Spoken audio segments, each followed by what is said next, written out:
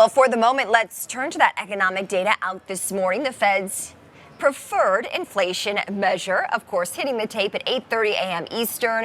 And here are the numbers. That headline inflation number rising 2.6% from the same time a year ago. That was in line with expectations. On a month-over-month basis, it was up 0.3%, also in line with estimates.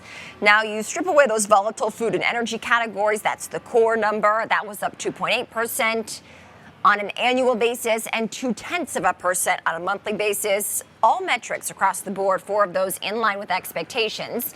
And in the wake of that, data as expected, no major surprises here, we do see stocks continuing to hold to gains in the pre-market with fractional gains across the board.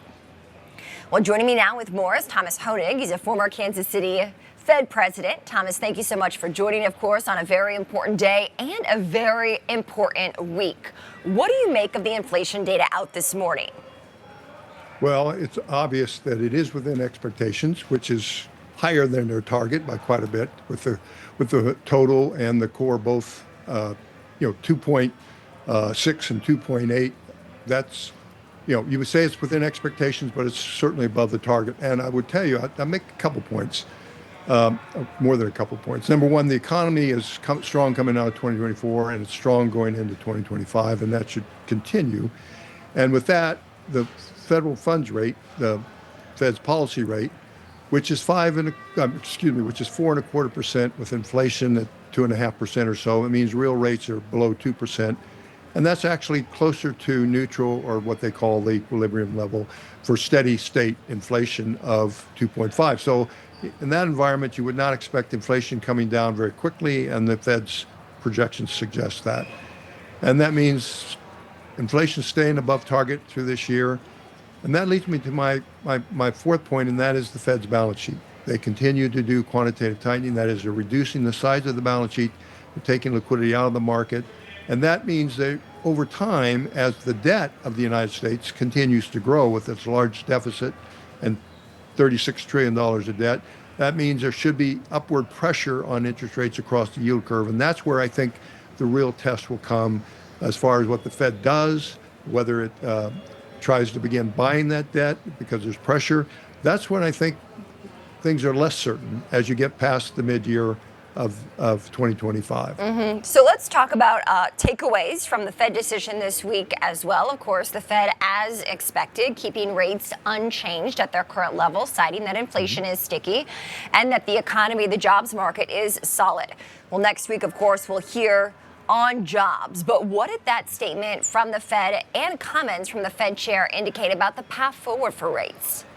Well, I think it's saying pretty much we're not moving down anytime soon. He keeps saying, we're in a good spot. This is where he thinks the rates are still modestly restrictive, I should say, and he expects the inflation to come down, but very slowly. And that means we're going to stay where we are until we actually see the inflation numbers come down. And I think that's probably right, but I think his other challenges I mentioned is what are they going to do with their balance sheet? Mm-hmm. But that's the policy that they're following, and I think they'll stick to it through the good part of the first part of the year. So with a solid economy expected, certainly fueled by the jobs market, what does sticky inflation mean for consumer spending, knowing that consumer spending is the vast majority of overall GDP growth? Well, I think the consumer is fairly confident right now. They are still upset about high prices, but they're adjusting to it. There'll be a lot of pressure on wage demands because we have a low unemployment rate, and they're trying to catch up with this high inflation. That is a factor going forward. But I think the consumer, in the meantime, will continue to spend. They're a big part of the economy. In fact, they're the dominant part of the economy. And that's very important because investment with the GDP in the fourth quarter seems to have slowed down a little bit.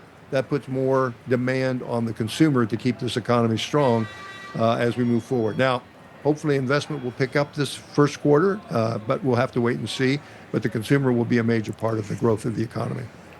We've seen the stock market, Thomas, of course, respond to a new administration. We're just a few weeks in, settling in, I think, as you will, if you look at the stock market gains that we see over the course of this first month of January set to wrap today. What about this new administration and its potential policies could impact the economy, and how? Well, I think the administration has I think the Congress administration has a huge challenge, and that is the United States debt is growing at almost $2 trillion a year.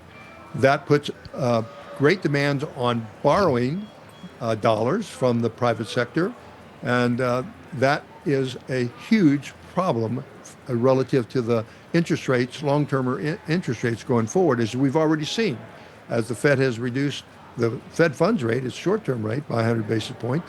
The long-term rates have increased 100, and that's because the market knows that we have this huge debt to refinance and this new debt coming on, and that will be the challenge, I think, for the Congress and administration.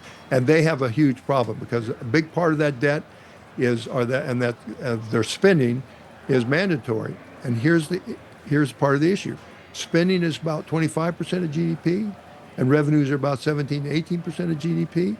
That means the deficit grows. And how are you going to do that and still control your interest rate environment going forward, given the demand for U.S. Treasury debt? So it sounds like, Thomas, the way that it would probably impact consumers most is via those borrowing costs. I think so, and you see that. You see it in the borrowing costs right now, both for business and for consumers have been high, and they're going to stay high. And that is the real pressure on the consumer and a big pressure on investment in the United States. That's why the debt has to be addressed as a #1 priority for the United States. Thomas Hoenig, former Kansas City Fed president. Thomas, thank you for joining. Thanks for having me.